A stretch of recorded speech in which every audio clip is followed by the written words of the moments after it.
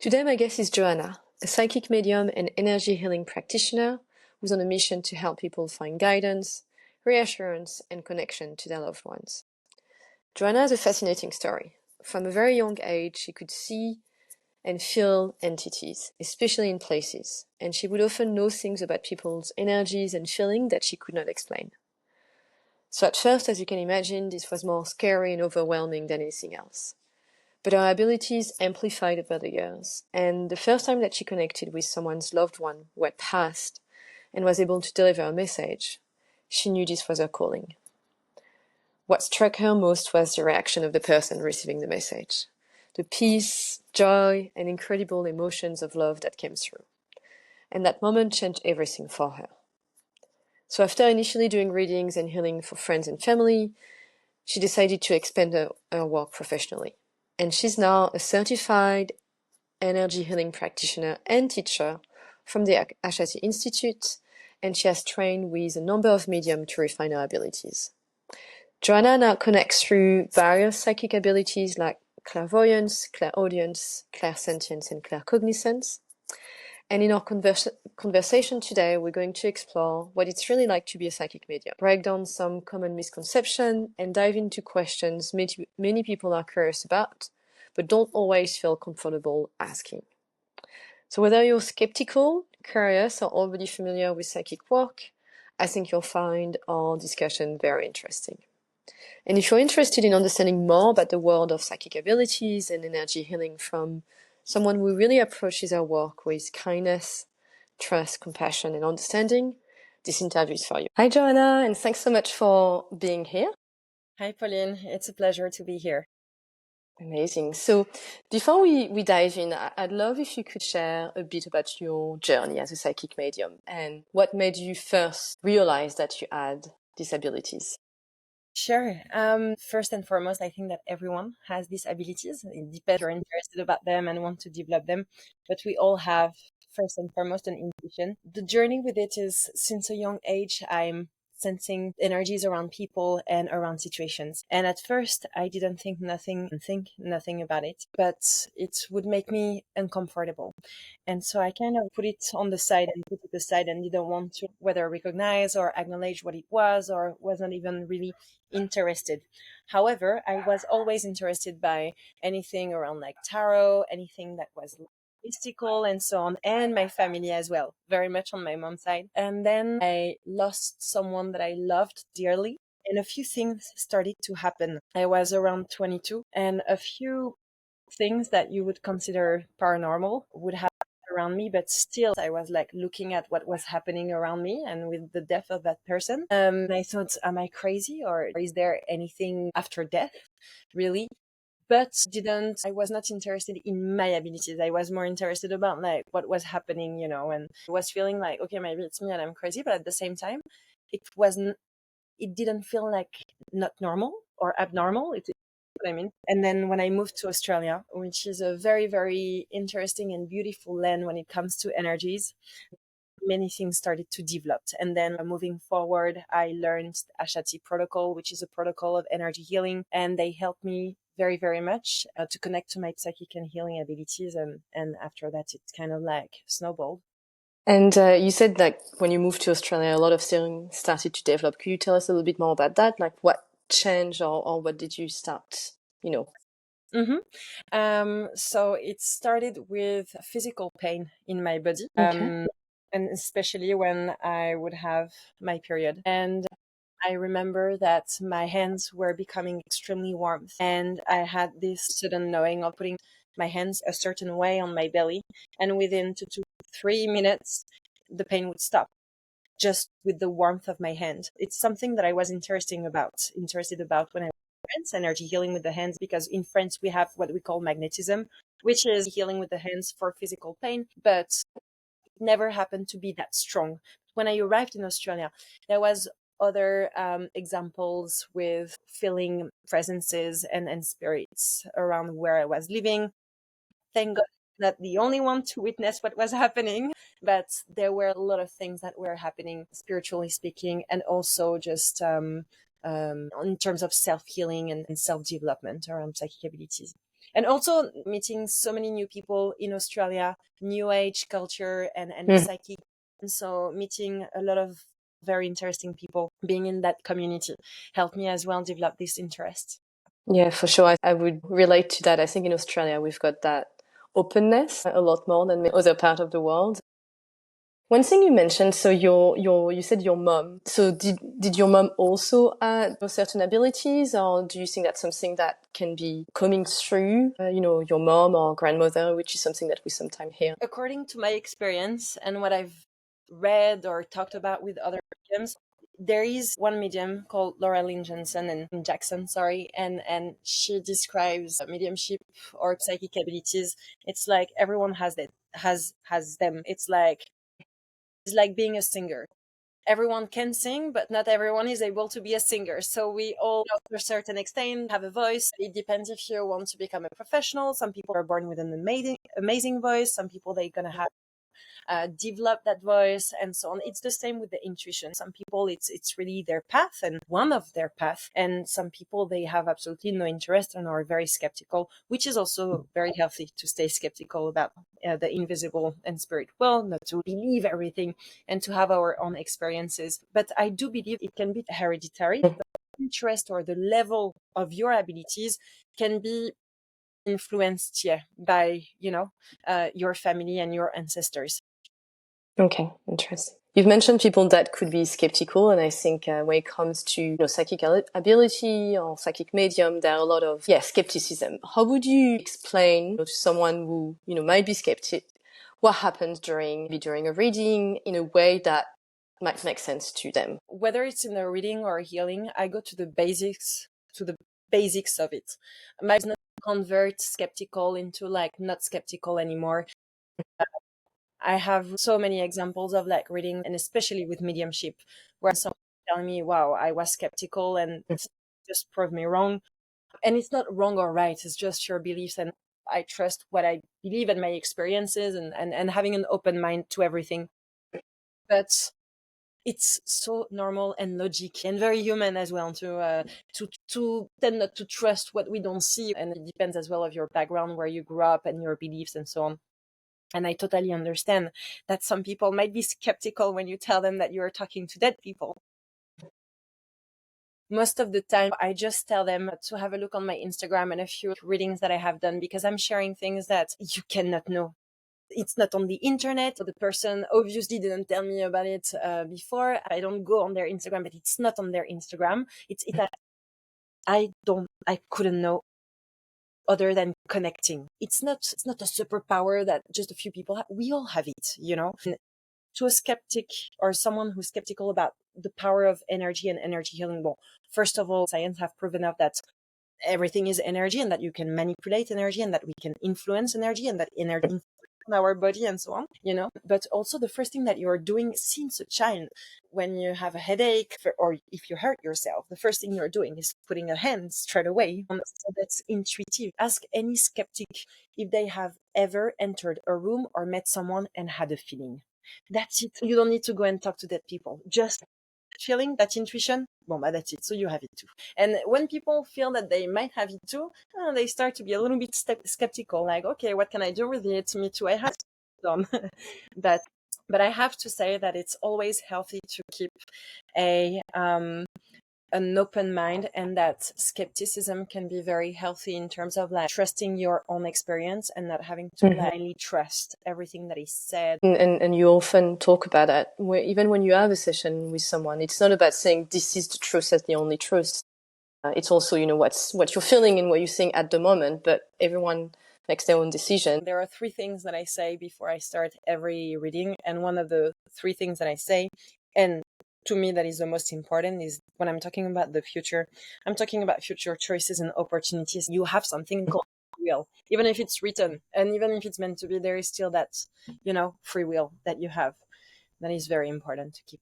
I think sometimes the challenge is that there are a lot of stereotypes in movies and TV. What are the biggest misconceptions that you encounter about your work? The 2 biggest kind of misconception, and it's not necessarily misconceptions, but it's fears.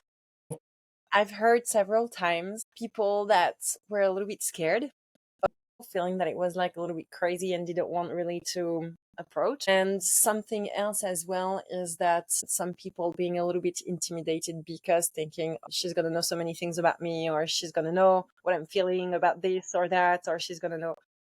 Yes, I was going to ask about that as well. I Yes, think a lot of they're people right. wonder about I that. do know, but I don't judge or I don't make anyone uncomfortable. And I would never share something that you don't come and tell me. So I would never do a sort of a wide reading or go to see one person and be like, "Hey, I feel that you're feeling this or that. Do you want to talk about it?" I'm not intrusive. We not go if you don't come and talk to me about something. But the misconception as well, I mean, you told about the TV shows, everything that is very cliche. Wearing white linen, walking barefoot, perfect healthy life, or wearing a purple turban with a crystal thing. Alors sometimes, of course, it's funny, but I think like love, what I love to have with my patients, and I think what my patients as well like love to have with me is that it's very grounded. You're like to a friend. It's very grounded, it's very simple, very clear. It's how it is, that it's simple and factual. And spirituality, in a way, it's very like this. Very simple, very factual, very clear. Now, of course, sometimes you have to do a little bit of work to understand the answer, but you don't need a lot of artifact to be able to connect. It should be as quick as having an intention or a thought. Okay. And I know, we often hear about clairvoyance, clairaudience, clairsentience. Could you maybe tell us a little bit more about what this means and if you use, this, I guess, ability yourself and maybe which one you find yourself using most often? Yeah, sure. So within your intuition, so you receive, intuitively speaking, through psychic abilities. Those abilities, you have many. It's clairvoyance, clairsentience, claircognizance, and clairaudience. Mirror of our senses that we have. The view, the smell, the talk, the feeling, the sense, the physical. So clairvoyancy is the ability to see clearly. Clairvoyance, it's French, by the way.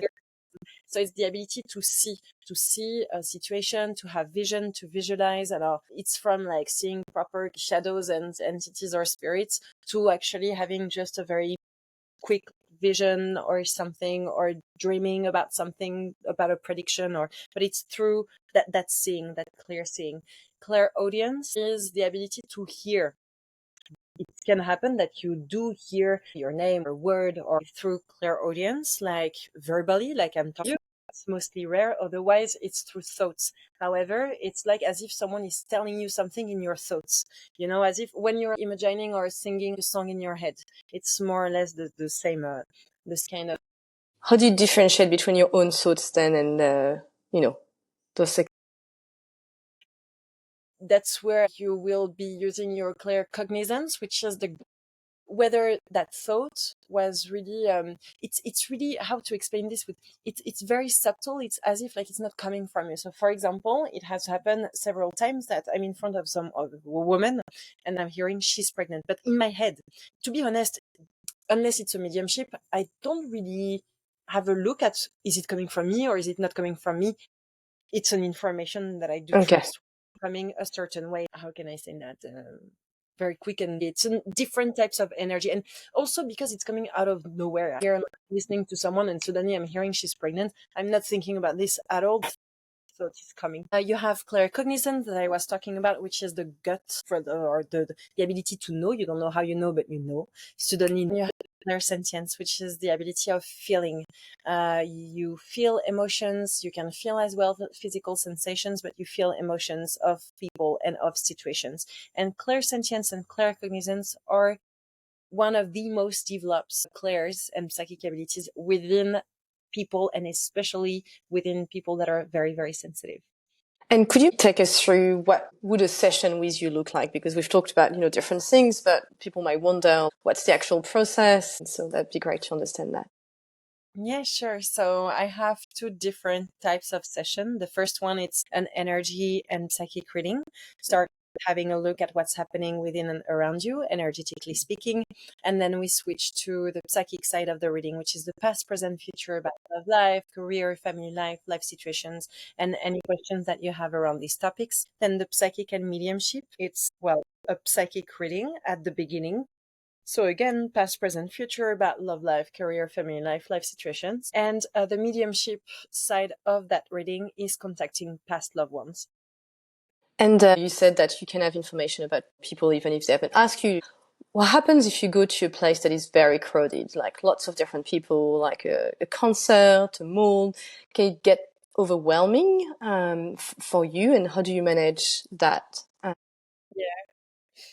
Yeah, it can. But I have learned as well to be in my bubble and do my own thing. Okay. I understand that very sensitive people, they don't like crowded spaces, and that they can be very sensitive to others' energies. When you have a energetic hygiene, or energetically speaking, you can definitely limit that feelings when you're going to this.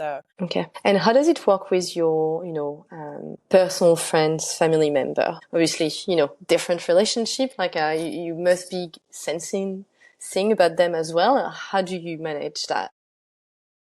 Well, yes, I do. When it comes to my family, we're very, very open in communicating in our emotions and so on, and very, very about anything that has to do with the spirit world and psychic abilities and emotions and growth. So there's no taboo at all. And with friends, same, they're very interested. As I was telling you, I never go and see someone. So for example, if I'm at a dinner or at a party and I feel something about someone, I won't go and tell them I have felt this about you or you, and so on, unless it's a friend, or unless I feel that, our conversation could help or could, do better for them. So of course I'm sensitive to my friends' well-being very much. That's Cool. coming into their life just to see or test what's happening. I think, in some ways, similar to any type of relationship. Sometimes we feel things and we want to give advice, but it's also knowing when that advice is wanted or not wanted as well, and Yeah. managing that. One that is, I think, funny, and I think a lot of people might, wonder. We often talk when going on dates, for example, like there are red flags. I guess for you, you can see the red flags. Do one thing, I don't sometimes listen to them, and I know deep inside, not only I know, but the universe is like, hey, I don't want to see it. I just like want that wall. I know it straight away. So it's a blessing in a way. No time to waste. Not only with romantic relationships, but with any type of relationship. So Yeah. I'm very lucky not to have. It's a little bit reducing, that word, but toxic people around me. Manipulators, toxic people. They don't come around. Okay. And how do you, prepare yourself before an energy healing session or before a reading? Do you have specific practices or rituals? Yeah, it depends. Sometimes I like to go straight in it. It really depends on how I feel, but I do meditate. That's something that I do. Okay. And before a mediumship reading, I usually do rituals. But to connect with the spirit world and with someone who have passed, to me, it's a different way of connecting, and it does require a little bit more time and a bit of more connection. On the psychic side, it doesn't change the outcome whether I do a ritual or not. It doesn't change the outcome of the information that I'm having in the connection. Meditation is something that I always do. Meditation is the open door to the spirit world.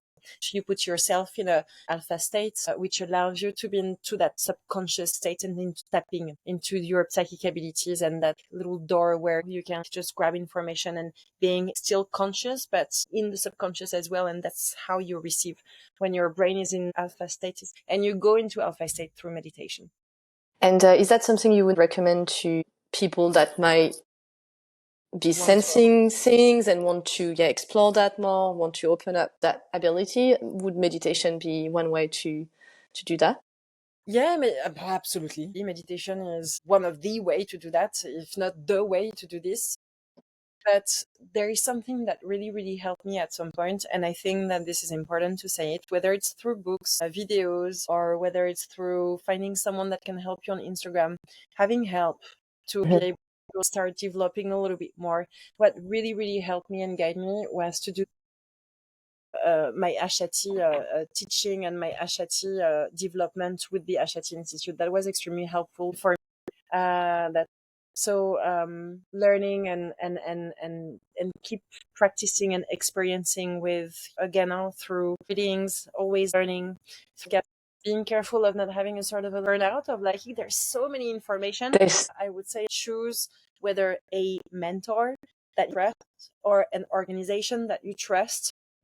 Keep reading and be curious, but otherwise having a course or developing with someone is extremely helpful to be able to go to the next step. And maybe if you could pick just one book and one podcast to recommend. And of course, there are many more. It doesn't mean they're the only ones, but yes, a podcast. I think yours would be very interesting if you keep like asking many practitioners. I'm sure like we can learn a lot. And a book, there is one that really changed my life. It really helped me to meet my spirit guides, and it's called Opening to Channel from Sanaya and Duane. And it's a sort of a, not a Bible, but it's very well known, and it's when you want to connect with your spirit guides. So yes, this book has really helped me, and I shared it on my Instagram. I'm not doing any advertising or anything like that.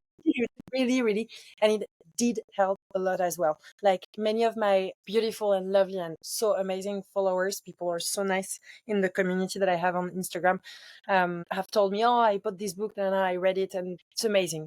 It's really good. It has helped them as well. So yeah, that's definitely the book that I recommend.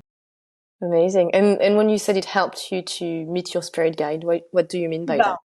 Eh ben alors, let me tell you the story, which is crazy. So I'm reading that book, Mhm. and there is that part where you're going to know one of your spirit guides, and so you need to download. You don't have to, but they're on their website. Alors là, bon, you have to pay, but it's up to you. There's many other type of meditation that you can have, but on their website there is, I think it's $5, maybe four, a meditation like meet your spirit guides. Well, you have to, of course, so you know Of what course, yeah. you're doing. And I remember my daughter was 3 months old, and this meditation is very warm and heavy kind of music, a little bit not scary, but you're like, whoa, okay, I'm going into something deep that night. And I was in the dark, and I'm starting to listen to that meditation, and it's a guided meditation. It's a really, really good one, and following the steps and so on. And I really want to meet a guide. And after 5 minutes, my partner at the time opens the door, and I'm about to have a heart attack because I was so in it with that music in the dark. I was like, oh, no, tomorrow when it's daylight, because I was scared about what's going to happen and who am I going to meet. But to open my eyes and see a white thing or a shadow thing in front of me. So I was like, no, I'm going to stop here. But I really want the name of, and I stopped at this moment where it was, now ask for his name. I'm not kidding. In the middle of the night, that night at 3 a.m., I wake up, eyes open like this. I sit down on the bed and I'm saying, Paul, but a Wow. voice is not mine. I can't, and I go back to bed. And I remember just thinking, wow, what just did happen? That Paul, that voice, it was not my voice. And that was a little bit scary because then it made me think about what's the 100% control that we have on our spirit ourselves. Because seriously, doesn't have to be always demoniac, but at that moment, I can tell you there was some possession happening. It's not simple. And the days after, I was seeing Paul everywhere. Wow. Paul, everywhere. Paul and Soul with an S. It's like the name of Paul before it became Paul. Anyway, but everywhere, everywhere. And then I started to work, and then my life transformed and changed because after that moment, my psychic and mediumship ability went over the roof. And did you end up seeing Paul? Yeah. So yeah, Okay. he's still around. Oh yeah. I'm sure doing what you're doing as well, you must have had some, very profound experience connecting with a loved one for, other people or yourself. If you could share what's been your most or one of the most profound or moving experience that you've had. Wow. Yes. To be honest, there are so many. I think that really what moves me very much is when people are realizing that we're connecting with their past loved ones. So it usually starts with things that are not the most important, but it is because it helps you understanding to whom you are connecting. So when I'm starting a reading, and that straight away I have a name, a type of energy, the person, if it's a man or a woman, the way they passed, their energies. And the more the people are saying, yes, yes, it's him. Yes, it was my, and other, yes, yes, it's my God, this is happening. This is true. Like we're connecting. And it's like the most incredible experience for them and for me, for the spirit, because it really does feel like I'm just a medium, the messenger, if I can say. But so I have absolutely no idea who are these people in front of me in real like life and in spirit, but the love and the emotions are something that I have never experienced. It's unconditional love at its purest form, very very much. And this is incredible. There was a story that was very touching. A beautiful woman who was in South America, and she wanted to connect with her dad. I'm seeing her dad laughing and pointing at a chicken, and he's laughing at the chicken. I don't know. It's really strange, but you have to remember that this is not for me. This is for them. So Yeah. logic to you, it would be logic to them, probably. So I'm telling her, so he's laughing and he's showing me a chicken. And it happened that actually a few days or a few weeks before our reading, but after that he passed, she just adopted a chicken. Obvious chicken. I mean, what are the odds? How do Yeah. you want me to know that? So we had a laugh, and at the same time, it was really something that was very important. So something that might be very important for someone, not to you, but you don't care. It's not for you. It's for some. At some point, I was doing a mediumship reading as well with beautiful husband who passed away too soon, and I had his wife, and we were talking about what's the month of November, and the month of November was his birthday. And I mean, there are like little things like this, but then I'm about 3 months pregnancy. Within 3 months he was here, within 3 months. And it happened that she became pregnant just 3 months before he passed. When you have this type of information, they know it's them. You can have an hour of reading where people are like, yeah, okay, bon, it's not, and just like share one sentence. And for them, it's that sentence made everything, because the information that they were waiting for, or that nobody would have known. One of the things that I have done with someone who's very well connected spiritually, a little bit skeptical, and she was expecting it was her dad who passed away, and the reading was really going on well, but I, I felt that she was not convinced, but there was missing for that part where she would be 100% sure it's her dad. And she said, I want to ask, how did I say goodbye, or what did I do after he left?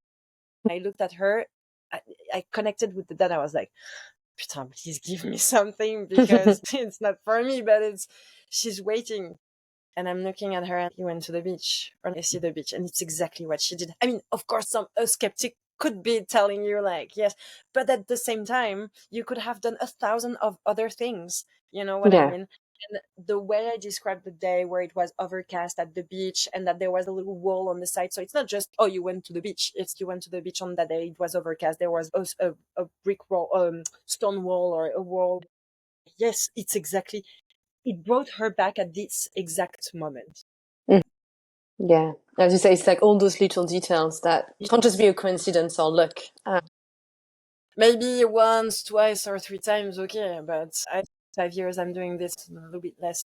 And talking to people that are dead, how has all of that changed your own perspective on life, on death? I have more faith. I have more faith that things are happening for a reason, that we are never alone, and that we will be reunited, and that no matter what, we are connected for a long, long time, not just physical. I'm not afraid of death. I'm afraid of how am I going to die. I don't want a violent way, for example, but we don't choose. And you live your life to the fullest, because when it's done, it's done. You don't come back the same person. You don't come back the same with the same thoughts. but it's also reassuring to know that there is something that lives beyond death. Yeah, I think it gives a lot of hope in some ways, and as you said, reassurance. I've never personally believed that death is just the end of everything, but the more you hear about people like yourself or experiences, the more it's not just a belief, it's a knowing, and changes everything. And I don't know if that's been the case, but like, do you feel like this field is evolving as more and more people become more open to spiritual practices, to all of that? Have you seen a change or a shift? Yes, very much. And I love that. The goal or the journey of like opening to your psychic abilities, you will have to open yourself to some healing, some awareness, emotionally, spiritually. And if it's for your highest good and the highest good of others, that's beautiful. If everyone's a little bit more aware of, emotionally and spiritually speaking, of themselves and others, that's amazing. And I have a 3 months program where I really help people opening their psychic abilities and how to connect mediumistically, do energy healing. And I do teach Ashati 1, 2, and 3. So I'm really hands in hands with people through this journey with them. And I can see that with people signing up and wanting to sign up to this program, more and more people are interested. I'm taking maybe 15, 18 people maximum on these programs, because they want to be here with each and every one of them. They come a little bit scared with some doubts and lack of self-confidence around this, which is so normal and legitimate. And at the end of the program, they've been connecting with my grandpa, my grandma, their grandpa, their grandma. They can meet someone, they can refer amazing healings. It's what it is. It's who we are. It's our abilities. We forgot them because of our society, because of people not believing that we can do amazing things through energies, and that's it. Everything is connected. Our energy healing, psychic abilities. I mean, one thing, it's very, very interconnected. But what I do believe that it's very, very important with people that wants to learn more about it is to learn and not to not to judge, but there are a lot of people as well that go into this for the ego, or for it's important before performing an energy healing to someone else or working with any types of energies, to practice, to learn, to educate, to and it's not something that is very much regulated. No, it's my job on paper, but there is no law around this. There is no school. I mean, you do have schools like Ashat Institute, for example. They are legally recognized. When you're an energy healing practitioner, you have to have an insurance. So important. If on your patients, it's you. But I've met many people, they don't have that insurance. They just do not, but they do intuitive healing, which is amazing practice, but without much protocol. Yeah. I think that's definitely a challenge, and there are more and more people that are curious, but then then they get scared about going to see someone who isn't going to be the right person, who isn't legitimate, etc. And that's the reason why we created a Body Holistic Hub as well. Our platform was to provide a place to find practitioners that have been vetted. At the end of the day, we can't guarantee what's going to happen between the practitioner and the patient, but at least there is a level of checks and verification that happens behind the. And I love that. Important. And that's so important. Of course, we have very, very well experienced mediums around the world that have written books, that are doing podcasts, that are very, very well recognized and respected, such as Tyler Henry, and they have like extensive experience with the spirit world. But no one came back from the dead to tell you exactly how it is going. You know what I mean? It's up to the medium's experiences. So you need to like trust them in their wisdom, in their experiences, and so on. And you have really people that looks like they just came back from the dead, because it does make sense. And when you have your own experience, it is coherent with what they have lived. That's why I was saying, to be skeptical is always healthy, because at the end of the day, all these practices can be sometimes a little bit dangerous when you go and see someone and they tell you you're feeling like this because of this. I love to see platforms like you being able to offer, the best experience. As you said, it's a lot about the ego, and where personally I see the difference between practitioners is when people position themselves really as that medium, that connection, them doing the healing. Often it's like facilitating the healing for you to then continue, which I think is super important.